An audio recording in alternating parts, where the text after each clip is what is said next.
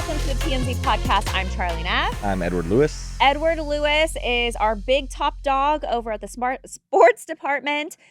There's a lot of sports stories going on right now. Huge Tyreek Hill story. We'll get into that. But other big topics we're going to get into. Diddy just took a huge L in a sexual assault lawsuit he blew off because a judge slapped him with a $100 million default judgment. We'll talk about that Tyreek Hill video we just mentioned. Mathew Knowles says race is a factor in Beyonce being snubbed in the CMAs. We'll get into that. And Kim Zolciak is claiming Kroy Biermann, her estranged husband, doesn't pay for anything and wants her back. All right, starting off with Diddy. He has been slapped with a $100 million default judgment in a sexual assault case. So there's a man named Derek Lee Cardello Smith. He's currently an inmate. He claimed in his lawsuit that Diddy drugged and sexually assaulted him at a party in Detroit back in 1997. And it's unclear if the statute of limitations has run out, but that wasn't addressed by the judge. So according to the lawsuit, the two were drinking and smoking weed at the party. They got naked with a bunch of women. Cardello Smith says that he was performing oral sex on a woman when he felt a male hand, this is what he's claiming in the lawsuit, on his left butt cheek, and he says it was Diddy's hand. A short time later, he says that Diddy offered him a drink, which he says was spiked, and he passed out. And hours later, he claims he woke up and saw Diddy having sexual relations with another woman, and Diddy allegedly said to him, "I did this to you." Right, two. So he had sued for $100 million, but it appears that Diddy did not file an answer for the complaint, and there was a hearing for a default judgment, which was set for Monday, but no sign of Diddy. So because of that, the judge sent out a payment schedule of $100 million, installment payments of $10 million per month starting October 1st, and basically slapped Diddy with this $100 million default judgment. So definitely big loss for Diddy. It seems like just a lawsuit he originally ignored, and it kind of came and bit him in the butt. Right, no pun intended. Oh my God. This has happened in the NFL world as well. Antonio Brown is notorious for being sued a lot. Yeah. And he sometimes doesn't answer the lawsuits, and that's, I guess, the allegation here against Diddy is that he just ignored it, and this ends up happening. Now, the question is, what happens from here, right? Like, how do you force Diddy to pay this up? And also, is there some sort of appeal process where he can have his chance to answer now that he knows this judgment's been levied against him? Or is this simply, how does it all go from here? So and also I think people will automatically assume that it's true. That it's guilty now, right? Yeah, yes, exactly. Yes. But not necessarily, right? I mean, you really don't know. We haven't heard Diddy's side, and you can have your opinions, whether you think this guy's telling the truth or Diddy's like innocent or whatever. But just because there's a $100 million default judgment doesn't necessarily mean there is guilt. Right. Yeah. So kind of interesting. But either way, another thing. Yeah, exactly. It's a huge loss for Diddy, and amid everything else that's going on with him, that now he potentially has to pay $100 million. Like this is.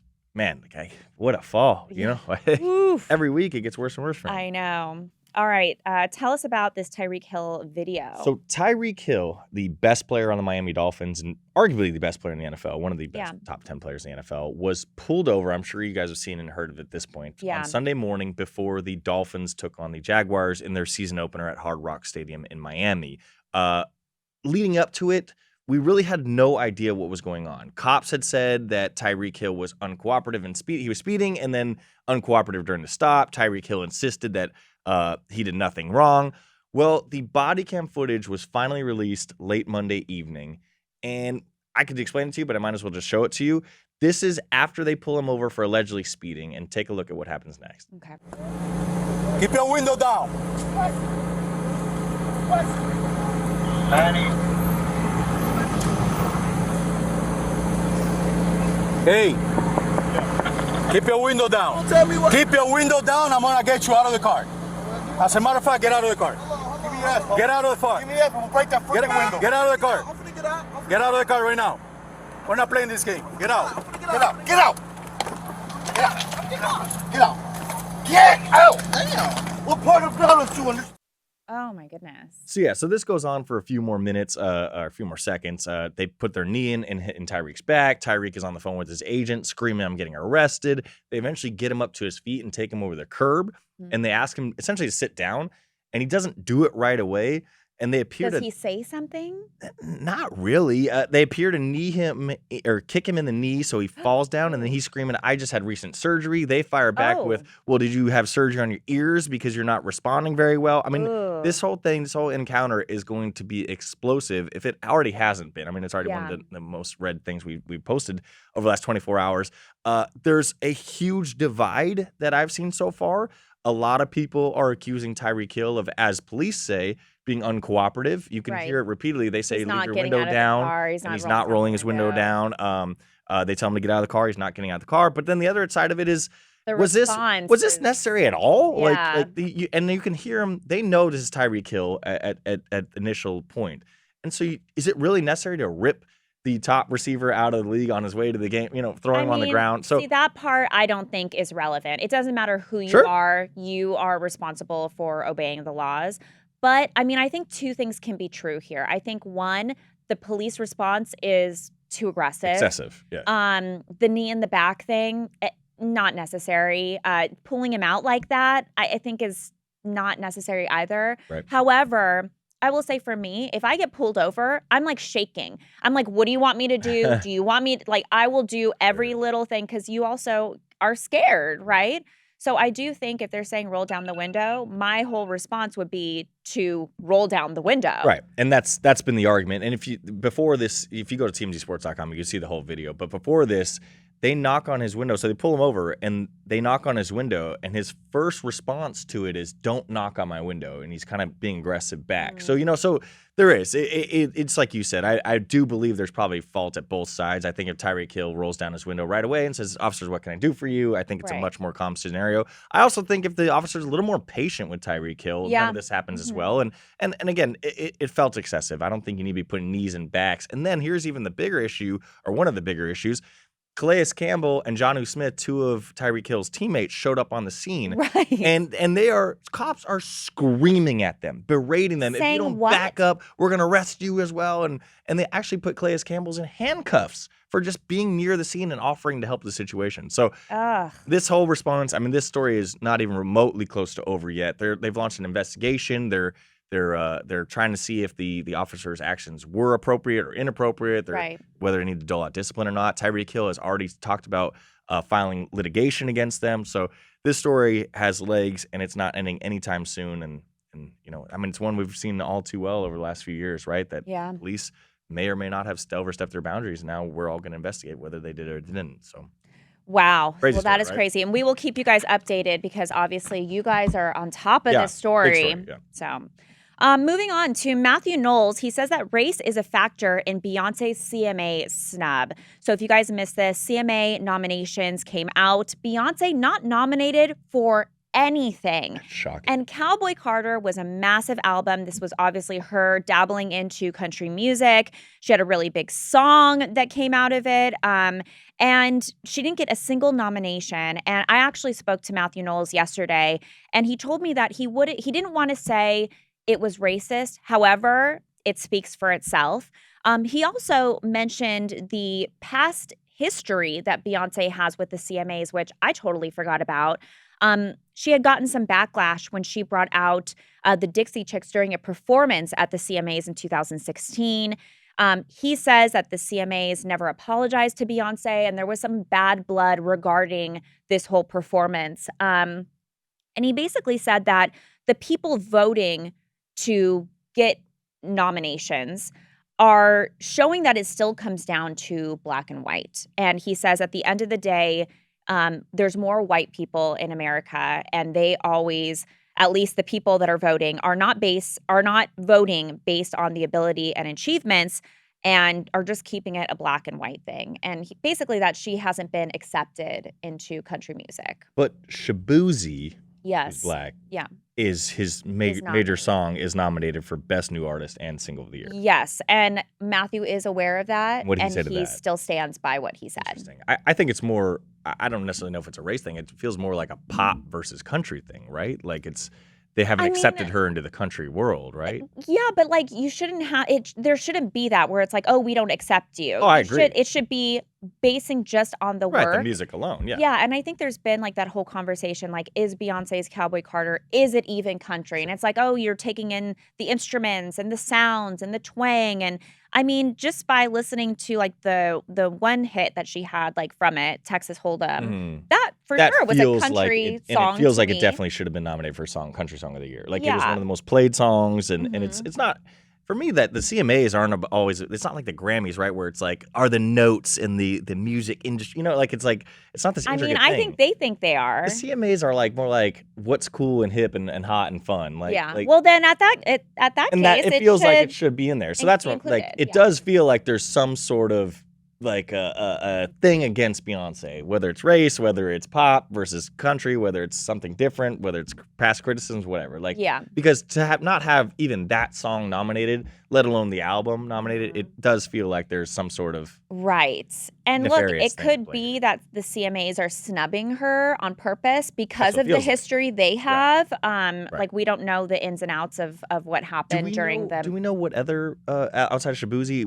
What else is? Do you have an example of any other songs and stuff like that have been nominated? Like I'm a big country guy, so I'd be very curious to hear. Oh, Morgan Wallen's on there with Post Malone. I know that they were getting some heat because people are like, Post Malone is nominated, but not Beyonce, who had an entire album of country music. And that song isn't amazing, right? Yeah. Their collab they have it's not. I mean, it's nothing special. To say that that's more deserving of the Texas Hold'em song, like, right?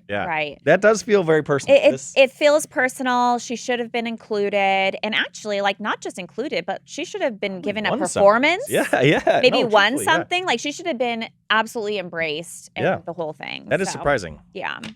In our Almost News segment, we are moving on to Kim Zolciak. She claims that Kroy Biermann didn't pay for anything and wants her back. Our photographer got her at LAX, and here's what she had to say. That whole thing where he's bashing your spending, but you're the one who pays all the bills. I'm the one that pays all the bills. All the kids' clothes, all their school clothes, most of the food we do every other night. So he doesn't have any room to speak. He has not paid a bill in that house. He's paid 2 electric bills in the last 18 months, not a cable, a water, or phone, nothing. Nothing. That man has not paid a bill in that house. What, Brielle? Oh boy. I mean, this relationship is so toxic. I didn't get it. We talked about this a million times in the podcast. I don't get this at all. Like I said, like Kroy Biermann. People are obsessed with is like an F-list football player. But like every single time that these two talk about anything in the public, it is crushes it on the website. I mean, I've never seen anything like it. Yes. People love this, and I love that. It appears she like knows what she's doing, right? Like, because anytime she drags Kroy, it turns into this, you know. Like I love this. Like, I feel like both of them are so bad with money. Like it's not just him. Like she also is not very great with her money either. So it feels so petty too. Like whatever they do to each other, it seems like they just always calling cops on each other and now dragging each other on in parking lots of LAX to photographers. Like this story. I hope it never happens. Like it's. I mean, if you ever wanted like some kind of like birth control to not get married, like just watching this, like it makes me not. I mean, I'm married and it's fine, but for people that are not married, like I could see how this would deter you from that.